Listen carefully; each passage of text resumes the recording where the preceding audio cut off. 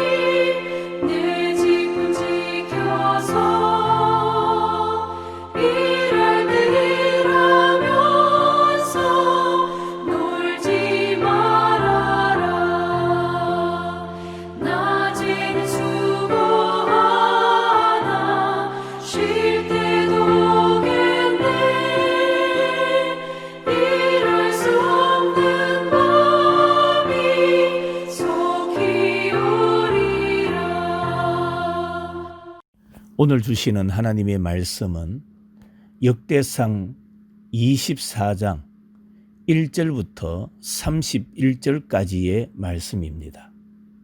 역대상 24장. 오늘은 1절과 2절 말씀만 봉독하겠습니다. 아론 자손의 계열들이 이러하니라. 아론의 아들들은 나답과 아비후와 엘르아살과 이다말이라. 나답과 아비후가 그들의 아버지보다 먼저 죽고 그들에게 아들이 없으므로 엘르아살과 이다말이 제사장의 직분을 행하였더라. 아멘. 오늘은 피 차이에 차등이 없는 직분이라는 제목으로 하나님의 말씀을 받겠습니다. 역대기 저자는 다윗의 왕조와 성전이 재건되는 것에 대한 희망을 숨기지 않았습니다. 그러기에 역대기에는 다윗 왕조와 제사장들에 대한 깊은 관심이 표명됩니다. 제사장은 레위인들 중에서도 아론의 자손들 중에서 세워졌는데, 여기서 중요한 것은 이전의 레위인들처럼 그 가문을 따르는 것이 아니었다는 사실입니다. 제사장은 가문의 수적 우월이 아니라 하나님의 뜻을 따라 공평하게 그 사역을 감당해야만 했습니다. 첫째로는 제사장들도 차등이 없었습니다. 율법에 의해서 제사장은 아론 자손들이 맡아야 했습니다. 그러나 그 일에는 쉽지 않은 문제가 있었습니다. 하나님께 제사 드리는 제사장은 마땅히 그 일에만 집중해야 됩니다. 그러나 예수님의 제자들이 누가 큰가를 놓고 다투었듯이 제사장들 안에서도 그런 문제가 충분히 생길 수 있었습니다. 그러므로 제사장 안에서 갈등이 없도록 하는 것이 중요합니다. 아론의 네 아들 중에 나답과 아비후는 성막에서 잘못 분향하다가 죽었습니다.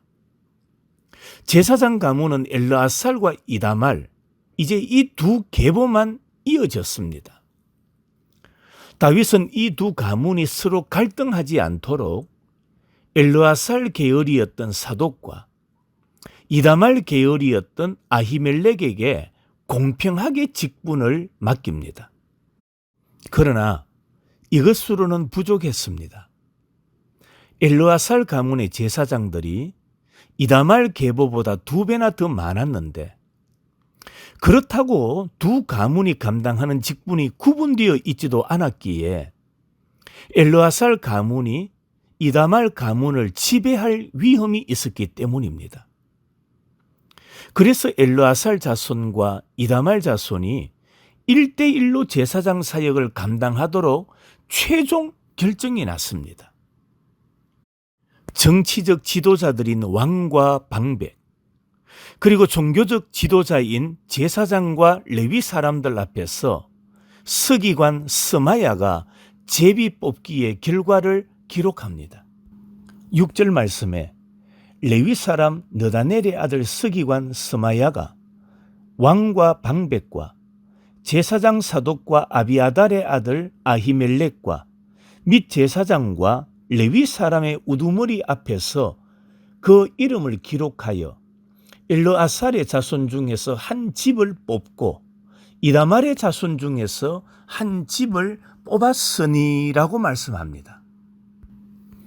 역대기 저자는 두 집안에서 12명씩 모두 24명의 이름을 적시함으로써 모든 일이 투명하게 이루어졌음을 말하고 이 모든 것이 하나님의 규례에 철저히 순종한 결과라고 기록하고 있습니다. 19절에 보니까 이는 이스라엘의 하나님 여호와께서 명하신 규례라 그렇게 말씀하고 있습니다. 하나님의 일은 사람의 많고 적음과 같은 세속적 논리로 결정되어서는 안 됩니다. 세속적 가치관에 의해서 강한 세력이나 많은 재물, 높은 지위 등으로 하나님께 드리는 예배나 교회의 구성이 영향을 받아서는 안 되는 겁니다. 그렇습니다. 교회의 일은 세속적인 일과 다릅니다. 이스라엘이 여호와께서 명하신 규례대로 행했던 것처럼 우리들도 무슨 일을 하든지 하나님께서 명하신 말씀대로 행하는 복된 성도들이 되시기를 축복합니다. 두 번째로 레위인도 차등이 없었습니다.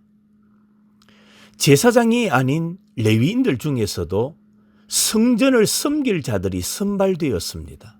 역대기 저자는 이들의 명단을 20절부터 30절까지 제시한 후에 이들 역시 제사장들과 같이 왕과 방백 그리고 제사장들과 레위인들 앞에서 제비를 뽑아 세웠다는 사실을 기록하고 있습니다. 여기서 무엇보다도 중요한 원칙은 바로 장자의 가문이라고 해서 막내의 가문보다 더 많은 일을 맡거나 더 인정받는 자리에 서지 않았다라는 사실입니다. 31절에서 이렇게 말합니다. 이 여러 사람도 다윗 왕과 사독과 아히멜렉과 제사장과 레위 우두머리 앞에서 그들의 형제 아론 자손처럼 제비 뽑혔으니 장자의 가문과 막내 동생의 가문이 다름이 없더라고 말씀합니다. 이처럼 하나님의 일을 맡길 때에는 모두가 보는 앞에서 투명한 절차를 통해서 사람을 세우고 사역을 공평하게 분배해야 됩니다. 옛날 이스라엘에서 성전을 섬기는 제사장과 레위인들이 투명하고 공정한 절차를 통해서 세워진 것처럼 현대 교회에서도 이러해야 합니다.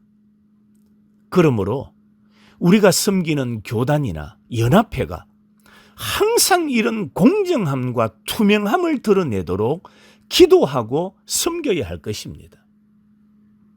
가끔 일반 기업이나 사회단체가 교회나 교단보다 더 깨끗하다는 비난이 들려올 때가 있습니다.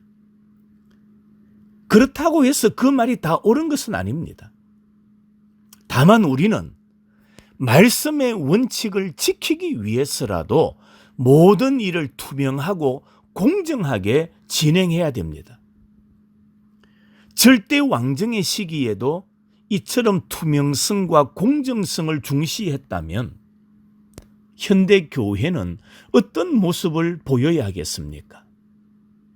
교회의 책임자들이 그리고 각 부서에서 재정을 담당하는 사람들이 하나님 앞에서 부끄러움이 없고 세속적 가치관이 개입되지 않도록 항상 기도하고 경계하면서 섬기는 자들이 되어야 할 것입니다. 그래서 우리가 하나님의 뜻을 따라 공평하게 맡겨주신 사명을 잘 감당해 나가는 우리 의성교회 모든 성도들과 직분자들이 되시기를 주님의 이름으로 축원합니다. 광고 말씀드립니다. 오늘 저녁 수요 예배가 7시에 교회에서 드려지게 됩니다.